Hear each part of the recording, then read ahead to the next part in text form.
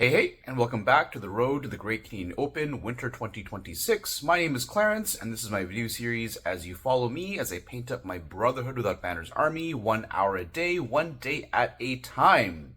So this series is really meant to inspire other people to paint, to show people what you can get done if you paint 1 hour a day consistently. And I know that not everyone can do that. It's a privilege to have that time. People have lives, partners, families, jobs, kids, etc. Other hobbies too, of course. But I think our hobby would do greatly better if there were more painted armies on the table. It would attract more people to watch the game, to play the game, be part of the game. I love Song to death, but part of the problem is that when you look at the game on the table, it's got two things going against it. One, the terrain is 2D, so while it's very, very practical, and I would love to keep it 2D, I've tried playing with 3D terrain, and what always happens is you put the terrain on the template, and the second you have to interact with that template, you have to remove the terrain anyway, so it's on there for a second. So the terrain doesn't help, and the second thing that doesn't help is unpainted armies. And I'm really just trying to get people to be inspired and to show them you can make good progress and have good results if you know what you're doing. So this is my attempt to show you what you're doing using Slapchop, and just showing you to be consistent really makes progress as well. So anyway, enough of my preachy ramble. On to my progress today. What are we working on? Working on Sore Knights. Let's take a look at how they're doing. So here's where we left off. We are pretty much done all the cloth sections on the horses and the knights, and we're, I think, entering the end game of painting. We're pretty much down to metalwork, skin tone, little details like hair, the plume, etc. So our goal today with metal is just to put down, I think, a base coat of a medium tone metal, and then applying a black wash and see how that looks. I don't want the metal to be just metal. I'm going to break it up. Like I might do the trim on the pauldrons, on the knees, on the armor with a bit of gold, and wash it brown later on to make it less bright. But we'll see how the metal takes first, because I always think it takes less time, and these models have always been overtime for my hours. So let's go. 1 hour painting starts now. And we are back. So we spent about an hour doing the metal. I have to double check the color I used, but it was a metal from AK, a very kind of middle tone. And I was actually quite worried because this guy here with the Morningstar, he took 15 minutes to do, and I just projected, if I've got 5 models, I'm going to go over time. But each guy has a different amount of metal on him, and as you sit and paint, you also get into the groove of painting, and you just get faster, I find. And the last model here, the Hedge Knight, he actually has very little metal on him, to be honest with you. So I was able to actually get the metal down in an hour's time. But I did notice, I remembered at the end, I was like, oh right, there's buckles. They have like belt buckles and buckles on their, baggage and whatnot. So I spent 15 minutes going back with a fine brush to do all the buckle work. Sometimes their boots had buckles, and oh my gosh, I forgot this guy's got buckles on his swords here. I have to do those buckles, still forgot that. Anyway, so I had to spend another 15 minutes on buckle work, and my OCD started kicking in. And which model is it? This guy here. I had gotten some brown on the strap holding his elbow pad on. So I went back and I put a little bit of white on what was it? Threads. For example, these are sliding. The horse here has these like stitches holding his thing together. They were painted in the contrast color, but I would rather paint them in the snakebite leather. So I went back and I painted white on all those little thread pieces and any little touch-ups that need to be done. So I went overtime by 15 minutes, not doing metal, bit on the buckles, but just thread work. But we're going to stop here before I get too lost in the paint. I'm going to cheat a little bit, and after the metal work dries, which should take about 5 minutes, I'm going to apply a black wash, and that's where we're going to end. You know what? I'm going to come back with the black wash, so stay tuned. Alright, so about 15 minutes later, we are going to end our session here. So I applied a Nuln Oil wash over all the metal bits, not just on the knights, but on the horses as well, on the buckles, etc., etc. And they've been drying for a couple of minutes so that you can see them when they're not wet and glossy, but it's coming along nice. I actually kind of like how it looked. Honestly, when I had put the metal tone on first, it looked not too different from the primer, so you couldn't really tell. Now that the metal has been washed and shaded, you can see all that nice armor tones. So we are done for the day. Honestly, I was hoping to make more progress and get some of the trim on the pauldrons and the helmets, etc., with the gold and wash them brown as well. But it is what it is. We work an hour and change. Today's session, honestly, was about an hour and a half because, again, the metalwork on the bodies was an hour. All the buckles and details took 15 minutes more, and then another 15 minutes to efficiently wash all over with the non-oil. But we're getting close, folks. The light is at the end of the tunnel. Hopefully you've enjoyed the series of videos. Hopefully you can share with somebody who has needed some inspiration to paint. Hopefully you're painting as well. Let me know what you're working on, and we'll see you next time. Have a good day, folks. Bye-bye. And we are back at X Planet Games. We're playing against Peter, and we're playing against his Baratheons. We've got Davos in Lightbringers. We've got a Dragonstone Noble in Crownland Scouts. We've got Devon in Queensmen. We've got Stannis One True King in Kingsmen. And then for NCUs, we've got Celise, Melisandre, and Axel Florent for tokens. I'm trying something very new today. I'm trying Caitlyn in Archers because her Vengeance and Blood card actually works with shooting. Hot Pie in Brotherhood Archers. Sworn Knights, Naked. And then we've got Tully Cav with a Fortune Seeker. So the idea is everything fights, 2 Archers, 2 Knights. And yeah, we're playing Game of Thrones. We've got here, throw a weakened token when you combat, precision, sundering, and then we got some spice over here. We got the 3-inch shift, and we got the healing card, which would be very interesting with Davos's supply aid. And for terrain, we've got a bog, stakes, low wall, and wood. We rolled on the battlefield terrain. We got number 6, unassuming battlefield. Unassuming battlefield. So that's it for deployment, folks. Zoom out again and see how it looks, and we're off to the end of round 1. End of round 1. Through a combination of the horse and the Crownland Scout tactical maneuver, these Queensmen came all the way forward and broke up the stakes, which is not good. Opens this area up to get moving, to get attacked and charged around. The Crownland Scouts then moved in between the Queensmen and the Kingsmen. My Cav started circling to the right this way. We made sure to stay outside of 12 of all his units so he couldn't mail bomb me. And yeah, so just setting up. Here's the end of round 1, on to round 2. Alright, end of round 2. Peter is playing a very cagey game. I'm going to ask him for his opinion in a second. But what I saw Peter do was, at the start of the round, these archers were in range to shoot the Queensmen. He took the horse to back them away into safe position. And I'm using the mobility of my knights to capture the far 2 objectives in the flank. So right now the score is 3-2. He marched forward with Stannis to capture the middle. He took a little bit of shooting, but Donald's is keeping him healthy. Each of our archers is taking one in the flank side here. I've got the shifting card, so I'm going to be able to shift back 3 in a second, and then they can shift 3 again to be out of shooting range. So my goal is just to try to score 3-2, 3-2. Peter, what's your plan to break out of the cycle of 3-2, 3-2? Well, now that you're on this side with your cavalry, I think it's time for me to come straight over to the archers. You're strong, what I mean. That is fair. That is very fair. Cool. All right, so it is 3-2 for the Brotherhood Banners. On to round 3. End of round 3. So here's the state. It's been kind of a passive game. Both my knights were just chilling on the objectives. Stannis decided to swing around to charge the Tully Cav. And then the Crownland Scouts took the middle. They've been kind of maneuvering this way to get to this point here. This is where the interesting decisions came forward. So these Queensmen are pushing forward to take over this point. I'm hoping the game runs out. It is 6-4 right now, so I just have to score a few more points to get to the win here. So the decision here was he had last activation. He was always going to get a shot here, right? So I can choose to not take the point and retreat out. The problem is, even with the shift 3 and the 3-inch order that they have, the Seafood reposition, the issue is if I take too much damage from the shooting, on his opening turn, Melbomb can finish the rest. So that's the risk that I took.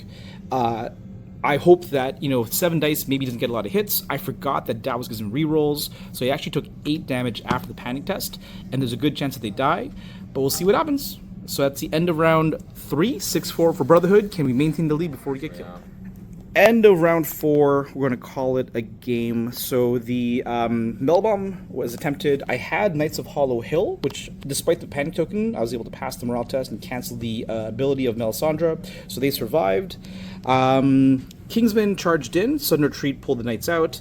they double charge into Kingsman and drop them down. Actually, burn through one to last token.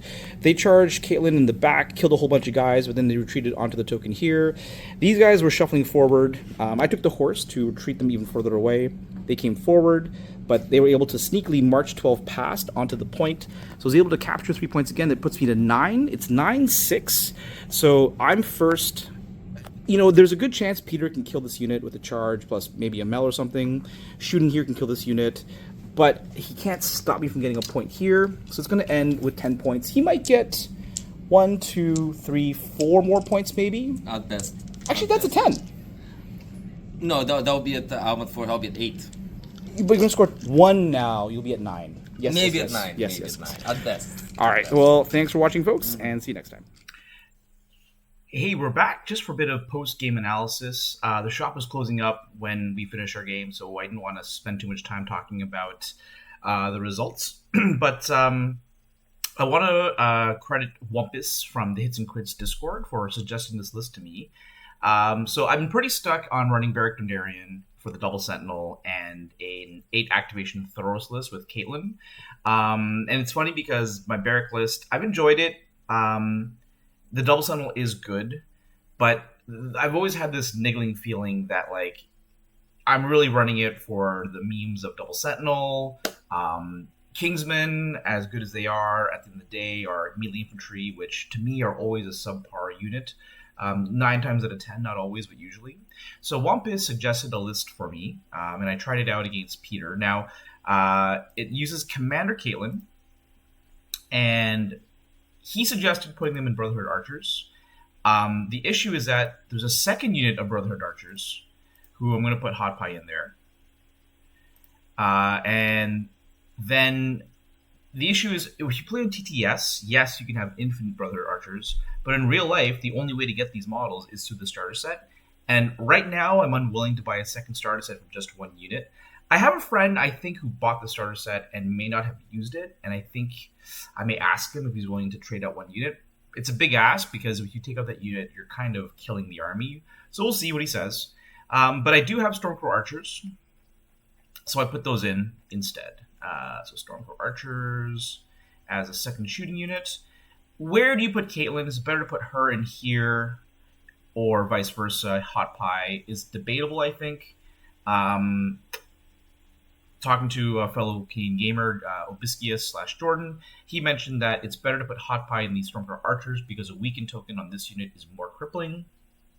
There's some value to that for sure. So it's double Archer and then it's double Cav. So you take Sword Knights and then you take Tully Cav from the Stark section, and then you have a Fortune Seeker. Now the question is, who is it more important that they have Dauntless and heal? I think it's the Tully Cav are more important to keep alive. They hit harder, so I think that is more important, and they provide the morale aura. So I put the Fortune Seeker in here. And for NCUs, I love Varys, so taking Varys, good versatility.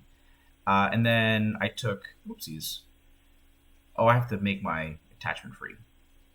There you go. And then I took Thoros for the extra heals off killing ranks, which in theory Knights should do very, very well.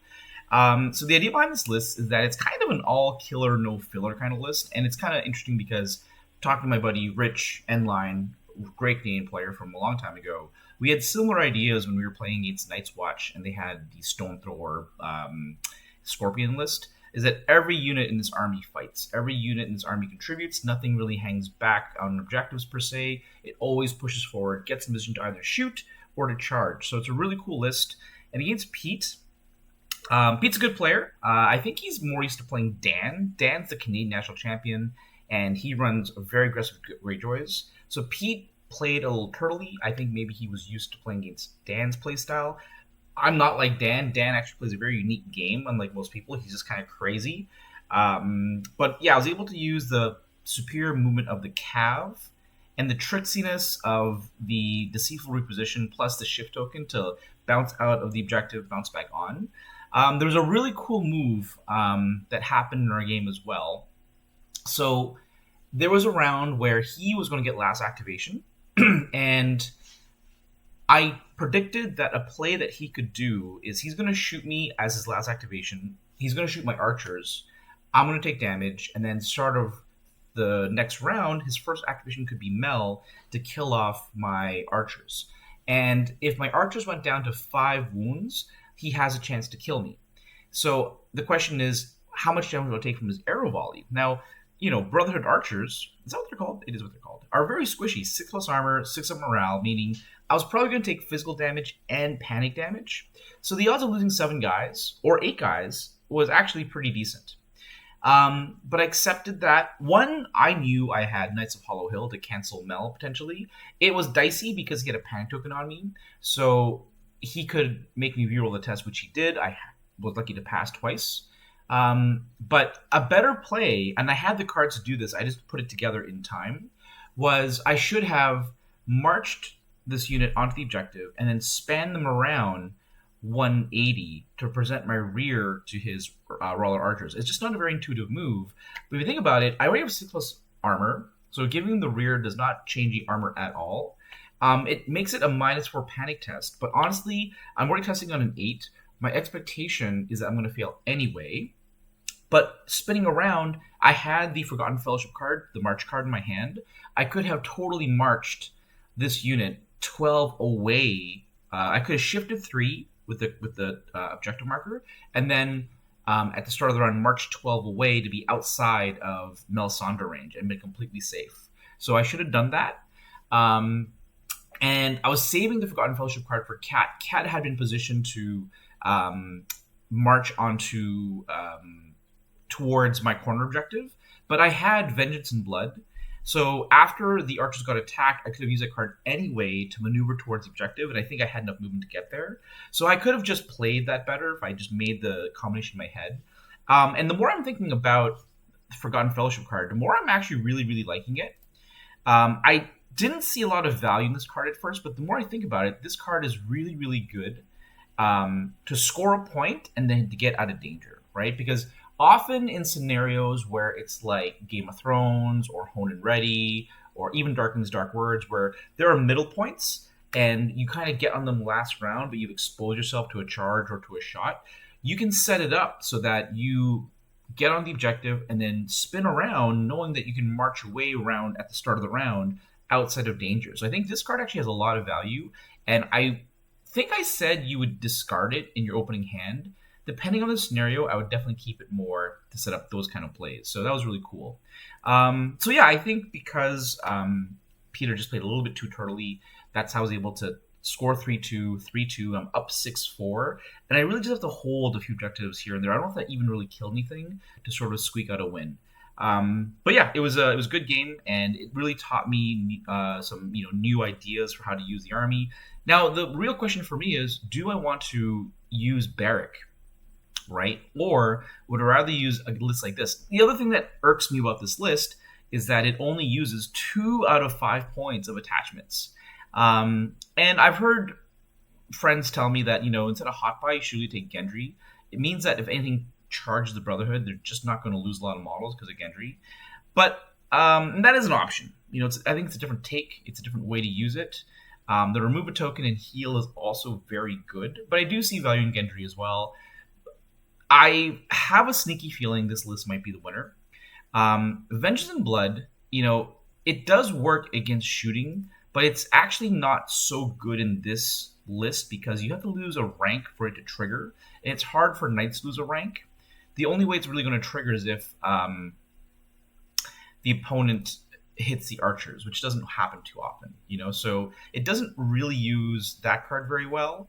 Lash Out, again, is also kind of hard because, again, Knights don't tend to lose ranks, but you might eventually. So I definitely want to play test more, but it puts me in a weird spot where I don't know what to paint anymore. I will tell you, though, Telecav are out of stock at my local shop, X Planet Games, but I did order another box because I definitely think in my heart of hearts this list might be the way because everything fights, everything attacks, everything is a threat, and I really like that. That's compared to my 8 activation list, right? My 8 activation list, only 2 things are really active pieces, which are the archers and the knights. Everything else is slow melee infantry that more or less captures objectives. This piece, every piece can charge auto 6 because of fiery charge, But this piece is the real danger piece because of the extra hits. Against Brian, the extra attacks really...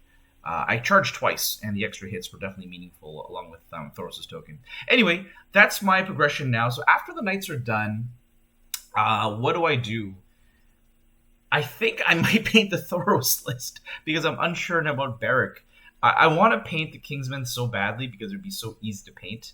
But I've got a feeling it's not going to be my main list. I think that Caitlyn might be better, because I do like the fact that all 4 combat units are aggressive and fight. So this might be the next thing I play. Now, these 3 things are painted.